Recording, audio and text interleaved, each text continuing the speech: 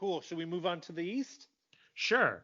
And why don't you go first? And why don't you explain why the East, they're the more compelling conference in terms of contenders, in your mind?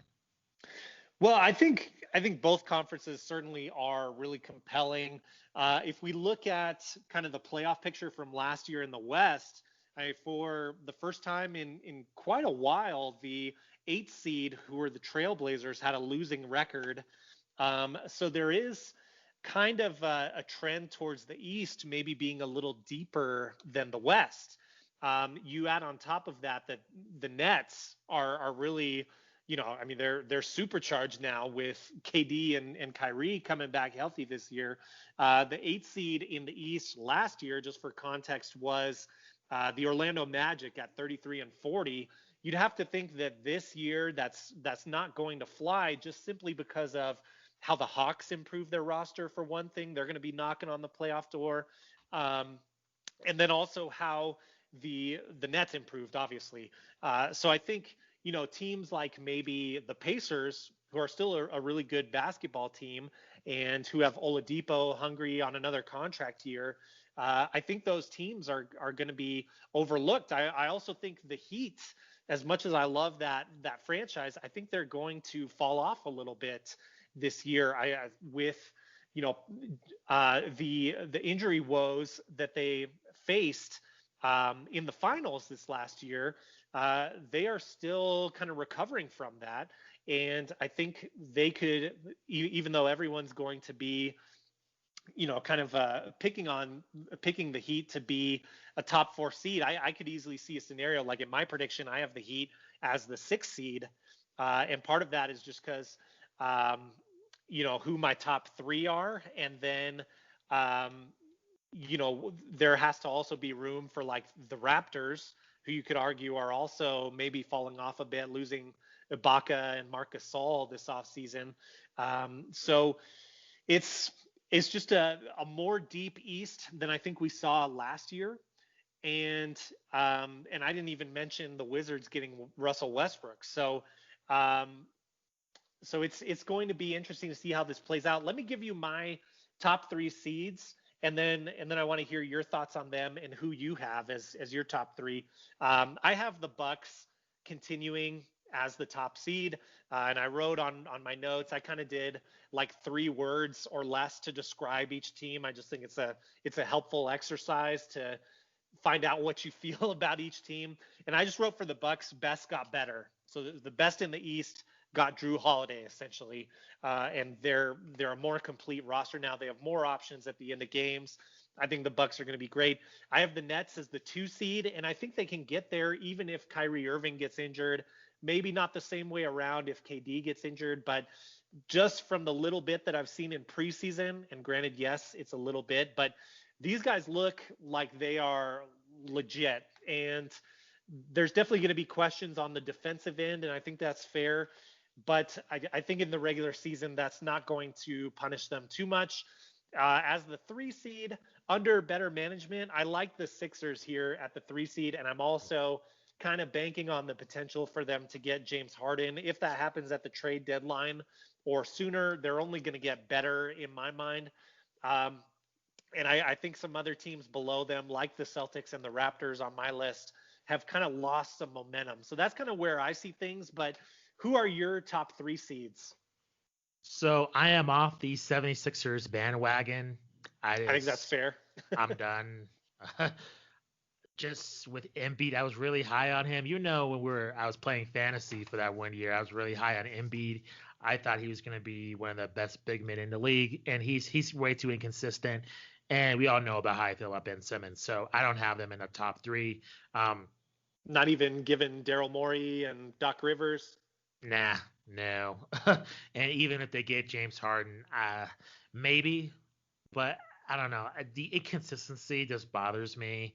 And then in this conference, I see it's pretty wide open.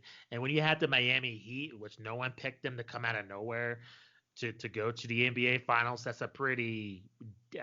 I think it's pretty damning. And they're not to mention the year before with Toronto, right? And sending, the 76ers packing on that Kawhi Leonard shot. Mm-hmm. This is tough in terms of the seeds. Uh, I'm not really sold as number one seed, but I think you're right, Matt. I think the Bucks are number one. I mean, I have the Bucks 1, Heat 2, Nets 3.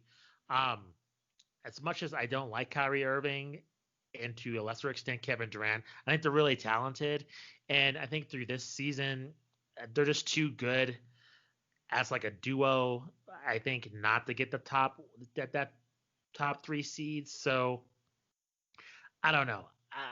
I think just pure talent alone, they'll pull it off. In the playoffs, it's going to be very interesting. Who's going to take the last shot?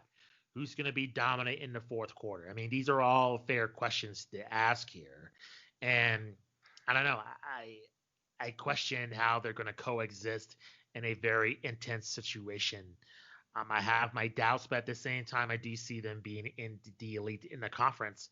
Another team, too, I've been off the bandwagon is the Boston Celtics. Yeah. I mean, when is when, right? With Jaylen Brown and Jason Tatum. I mean, how many years are we going to have to wait for this duo finally to get it done and finally to see them be elite players? I think it's time now. And I think the hot seat's on with Brad Stevens. I think this is the most compelling conference in terms of just seeing there's a lot of stakes on the line. And I like that. And I think it really helps a team like the Miami Heat, in which a lot of people think it's a fluke. It was just, circumstances, and they ended up in the NBA Finals, and we all know what happened to them and the Lakers. I really liked them as a team. They remind me a lot of the Bulls when they had Derrick Rose, Joakim Noah. Just kind of a team that's gritty, not really enjoyable to watch so much, but they have a lot of talent. And I do like Tyler Hero. I'm on his bandwagon. You know me. I'm a huge Jimmy Butler fan, despite his attitude. And Bam Adebayo, I think they're going to be kind of an underrated team that teams are not watching for. So I'm looking forward just to see how they mesh in these other teams that are so desperate, because it seems to me for a Eastern Conference champion, they have no pressure on them. It's like, I mean, if they lose in the first round, it's just going to be a huge thing about the Miami Heat. Probably not. Compared to if the Nets get bounced, or the Celtics, or the 76ers, or the Bucks, they're going to get killed in the press. So I think it's going to be fun to watch. I think in terms of the conference, I'm looking forward to in terms of just like the drama, probably the East, but in terms of like the players to ascend, like Zion and Luka, we'll get into later. I think the West has more of those stories. Yeah, I tend to agree, and I don't blame you at all for being hesitant about the 76ers. I'm definitely kind of putting stock in some things happening there to give them the top 3 seed on my list. But I think that's totally fair. And isn't it kind of interesting how the Celtics feel like they are kind of past their window in my mind?